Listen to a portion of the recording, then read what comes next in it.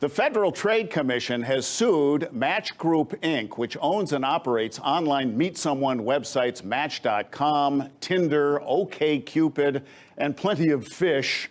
What's at stake, other than that steak you're about to buy a comely stranger? Let's ask the author of, among other books, The Truth About Avoiding Scams, attorney, professor, and ace scam buster Stephen J.J. Wiseman. His website is scamicide.com, where his scam of the day recently alerted us to this FTC crackdown. Steve, this Federal Trade Commission report tells us that over 500,000 people in 2 years subscribed to Match.com after hearing from fake members. The TV commercials are so inviting. See for free who's waiting to meet you. What's the beef?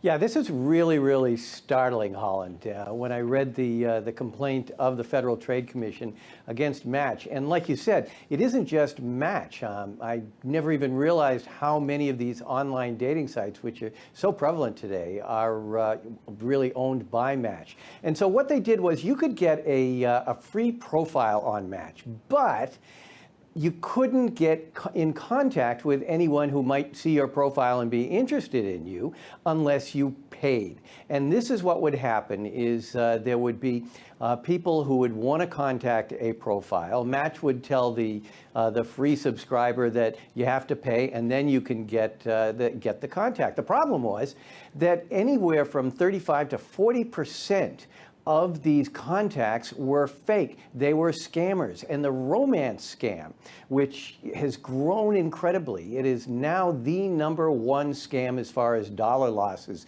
in the United States today. It was $143 million that was lost to romance scams last year. And that figure is probably low because a lot of people are embarrassed and don't report it. So here, Match was absolutely, they weren't getting money from the scammers, but they were complicit in this. They were using these phony scammers to get people to pay for Match.com, and these people, a lot of them were getting scammed out of a lot of money. Yeah, fake members, perfectly flossed teeth, great complexions, the hair color and makeup is perfect, but they're models, I guess. These dating sites warn members about meeting strangers online and in person. Offer some guidelines for the cyber lovelorn. Yeah, you know, one of the things is, these websites do prey upon people who are lonely, who sometimes are desperate, and, that just plays into the scammers. So, first of all, anyone who just falls in love with you so fast, that's something to be wary of. Anyone who falls in love with you so fast and suddenly needs money for some kind of an emergency, someone who falls in love with you so fast needs money but can't meet with you, these are all things that you want to be wary of. In addition, a lot of these scammers are from all over the world, and so sometimes you may find that the grammar is not really correct, and this becomes an issue if someone says, I'm an American but I'm working in Africa right now, which is why I can't see you. But none of the jargon, the language, the grammar, the syntax seems appropriate. There are also websites like tineye.com where you can take the picture and see if it turns up anywhere else on the internet. And so you can find, like you said, the pictures of models that are being sent to you, and instead of the attractive 25-year-old woman, it turns out it's a not so attractive 55-year-old man.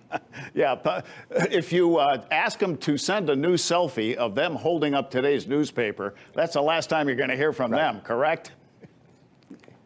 Exactly, and that's another good way of doing it to find out if it's someone legitimate. The other thing is run it by someone. There was a recent study by the FBI in which they said people who fell victims to scams like this rarely talked about these things with other people. So you got to have that good amount of skepticism, particularly with these romance scams, and they prey upon a lot of people. There was a woman in Texas who just last week committed suicide after realizing she had been scammed out of her life savings. It's easy to say we should recognize the scams, but sometimes we're just a little bit too vulnerable.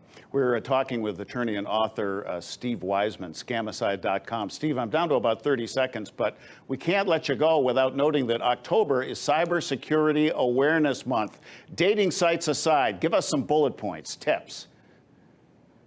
I'll tell you, the biggest thing you can do for cybersecurity, have a unique password for every account that you have. Use dual-factor authentication so that even if someone gets your password, they're not going to be able to get at your accounts. And the big thing is don't click on links and don't download attachments, no matter who they appear to be coming from, unless you've absolutely confirmed they're legit. That's where the malware comes. I urge everyone watching to hit scamicide.com. Steve updates it every single day with a scam of the day, and you've saved my butt a couple of times. Thank you, attorney, author, professor, and ace, scam buster, Stephen J.J. Wiseman.